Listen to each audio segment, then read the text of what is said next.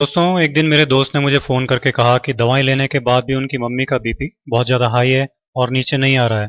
उनकी लाइफ के लिए हमें डर लग रहा है। ये कहते कहते वो रोने लगे। मैंने कहा चिंता मत करो, मैं एक नुस्खा बताता हूँ, उसे तुरंत बनाकर दो।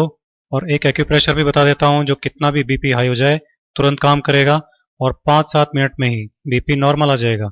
मैंने कहा कि एक कटोरी पुदीने की पत्तियां मिक्सी में डालो, साथ में 2-3 चुटकी काली मिर्ची का पाउडर और थोड़ा सा पानी डाल लो और इसको पीस लो। पुदीने की चटनी बन जाएगी।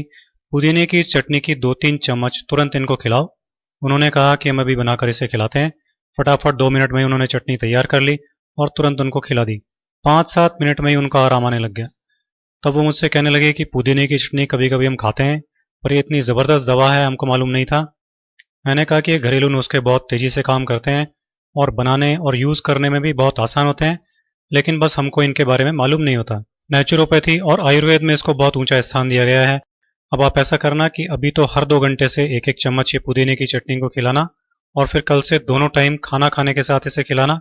इससे बीपी नॉर्मल रहेगा, बढ़ेगा नहीं। इससे पेट भी साफ रहेगा और गैस भी नहीं बनेगी, क्योंकि पेट की गड़बड़ी और गैस से भी कई बार बीपी हो जाता है। तो अगर इनको इसकी वजह से बीपी बढ़ रहा होगा तो वो प्रॉब्लम भी हमेशा के लिए ख़त्म हो जाएगी। मैंने उनसे कहा कि ज़रा कपड़े सुखाने की 4 चिमटियाँ ले आइए ताकि हाई बीपी का एक्यूप्रेशर भी कर दें। वो चिमटियाँ ले आए। मैंने एक चिमटी उनके बाएं हाथ की बीच की उंगली में लगा दी और दूसरी चिमटी उसी हाथ की सबसे छोटी उंगली में लगा दी।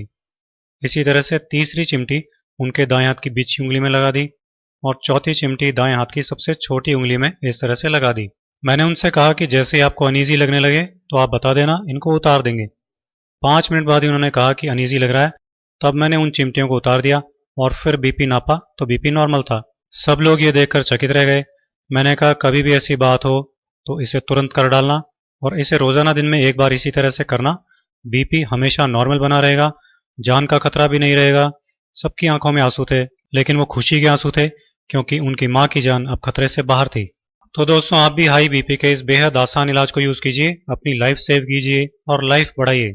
दोस्तों